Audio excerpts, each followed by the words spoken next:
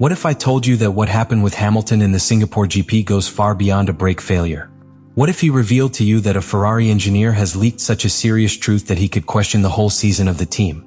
What happened in those last laps was not an accident. It was a covert technical bomb. The 2025 Singapore Grand Prix promised to be one of the turning points of the season, especially for Ferrari and its new star signing, Lewis Hamilton. After a difficult adaptation stage on the first dates of the calendar, the British pilot seemed to have found some tune with his SF25 during sessions prior to Sunday. The expectation within Maranello's box was tangible. There was talk of a possible comeback in the championship, a change of rhythm, even a podium if things went well. But what was lived that afternoon in the urban layout of Marina Bay was a completely opposite experience. It was not a career. It was a humiliation. It all began to crumble in absence of just 3 laps for the end. Hamilton, who was in full struggle to maintain a critical position in the points zone, began to experience a progressive loss in the braking capacity of his car. What at first seemed like a routine overheating, a common condition in a circuit as demanding as Singapore, was soon revealed as a much more serious failure. The left front album began to emit visible sparks, an unequivocal sign that something was failing at a structural level. But the most worrying thing was not the visual effect. It was the total loss of control in the most critical area of the car, the braking. In seconds, Hamilton was completely at the mercy of the car. Curves 2, 16 and 17 were the scene of a desperate fight to avoid abandonment or something worse. The car left the track again and again, forcing the pilot to improvise defensive maneuvers that had little to do with a sports strategy. The onboard camera showed the fight in its purest form. The steering wheel turning with violence, the brake pedal without response, and a pilot with decades of experience doing the impossible to stay on the track. For a casual spectator, this might have seemed simply an unfortunate fault, one of many that occur in Formula One. But for those who know the language of mechanical failures, it was evident that it was not a coincidence. The ruling occurred in a critical area of the car at a key moment of the race, and without an immediate precedent that justified that sudden degradation. The tension grew even more when the FIA intervened, sanctioning Hamilton with 5 seconds for having repeatedly left the track limits, something that in normal circumstances might seem fair, but that in this context was almost absurd. Penalize a pilot who could barely stop was more a symbolic condemnation than a coherent application of the regulation. The reaction within the box was of confusion. The engineer's face showed frustration but also fear. And not because of the result itself, but because they knew that this was not an isolated failure. It was not a piloting error. It was the symptom of something much deeper. At that time, what was unleashed was not just a loss of points. It was the beginning of a technical fire that, days later, would climb to becoming an internal scandal within Ferrari itself. This incident not only damaged Hamilton's confidence, damaged the credibility of the project, damaged the car, damaged the season. And the worst of all, left an unanswered question that still floats in the air. How many more times can Ferrari allow to fail that level without its structure collapse completely? What began as a crisis on the track was transformed into an institutional earthquake when just 48 hours after the Singapore Grand Prix, internal leaks came to light that compromised the stability of the Ferrari team. Radio communications between Lewis Hamilton and his career engineer, Riccardo Adami, were only the tip of the iceberg. The true shock came with the statement of a member of the technical area that, in anonymity, offered alarming details about the route of Hamilton's car. This filtration revealed that the SF25 suffers from a design defect that directly affects the brake cooling system. More specifically, the chassis is not properly adapted to dissipate the heat generated by the urban circuit braking system, where natural ventilation is limited and thermal loads reach extreme levels. The engineer was overwhelming. We knew that the design had limitations from the simulations in Maranello, but there was no willingness to make structural changes before the start of the season. That comment opened a dangerous door, because it was not an accidental failure or a technical unforeseen event. It was a conscious decision to ignore a known weakness, a design negligence apparently endorsed by the technical direction of the team.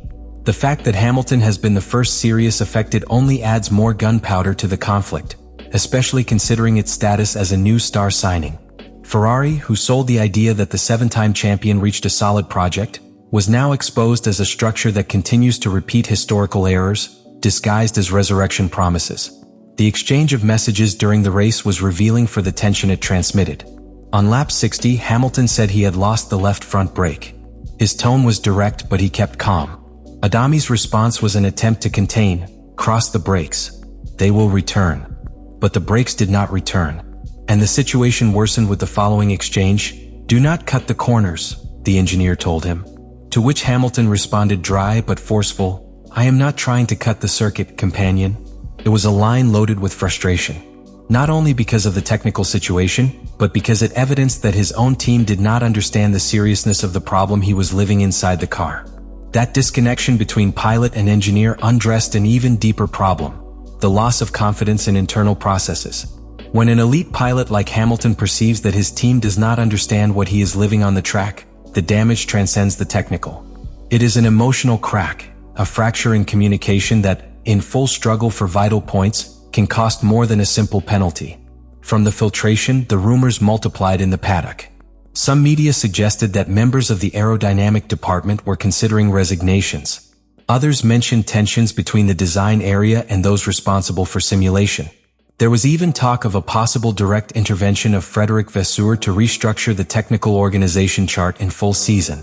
But the severity of the matter was not alone in what was said, but in what could no longer hide. The car had a structural failure, and someone within the team had decided to make it public. This act was not just a desperate cry from the inside. It was a formal accusation to the Ferrari development model, to the culture of silence that has allowed errors for decades. The SF25, far from being the tool that would boost Hamilton to the 8th title, has become a warning symbol. A car that, by design, cannot perform in certain conditions. A project that was born with cracks. And an organization that, apparently, has not yet learned from its own defeats. Sources close to Maranello indicate that Frédéric Vasseur has convened an internal review of all structural verification processes and aerodynamic validation. No changes in the technical direction, strategic replacements in critical areas such as simulation and thermal development are not ruled out. But the real challenge is cultural. Ferrari remains a team where external pressure and the weight of history condition each movement. Where fear of error often surpasses the will to innovate. And that, for a pilot like Hamilton, is a toxic ecosystem. The immediate future of the team will depend on two key factors. First, its ability to redesign critical parts of the SF25 in record time, without compromising the general reliability of the car. And second, his ability to rebuild the relationship with Hamilton. Because if that bond is eroded beyond the point of no return, they will not only lose a competitive asset, they will lose the symbol of their renewed ambition. And with him, any possibility of returning to the top. Singapore 2025 will not be remembered only as a night circuit that tested the physical limits of the pilots. Nor will it be remembered only as the race in which Lewis Hamilton suffered one of the most alarming technical failures of his recent career. He will be remembered as the moment when Ferrari showed the world again that his Achilles heel has not changed. The chronic inability to sustain a coherent and armored technical project in the long term. The failure in the brakes, the disconnection in radio communications, internal filtration, the exposure of a poor design. Everything is part of an ecosystem that has not yet managed to modernize to the rhythm required by Formula One contemporary. Ferrari does not suffer due to lack of resources. It suffers from disconnection between the highest levels of decision and the technical realities that are lived at the operational level. For an organizational culture that still prioritizes symbolic prestige over structural efficiency. Hamilton arrived in Ferrari with a mission: close his career at the top, leaving a historical footprint in the only legendary team that he had never belonged before. But after what lived in Singapore, it is not unreasonable to wonder if that decision was precipitated, or if the environment he found in Maranello is really prepared to sustain the weight of his ambition. The case of SF25 can become a warning for the entire structure of the Scuderia. It does not matter how talented your pilots are, how many titles there are in their showcases, or how rambombant your media campaigns are if your car fails in the essential. If your base concept is contaminated from the design, none of that matters. Because Formula One punishes weakness without mercy, and does so in public without time for discreet repairs. The big question about the table is disturbing. What lessons will Ferrari learn from this technical collapse? Will this scandal be the catalyst of a deep restructuring, or simply another episode that will be swept under the carpet while the equipment tries to minimize damage at the media level? And what do you think? Do you think Ferrari can still rehab the course with Hamilton in command? Or are we facing the beginning of an announced disappointment? I read you in the comments.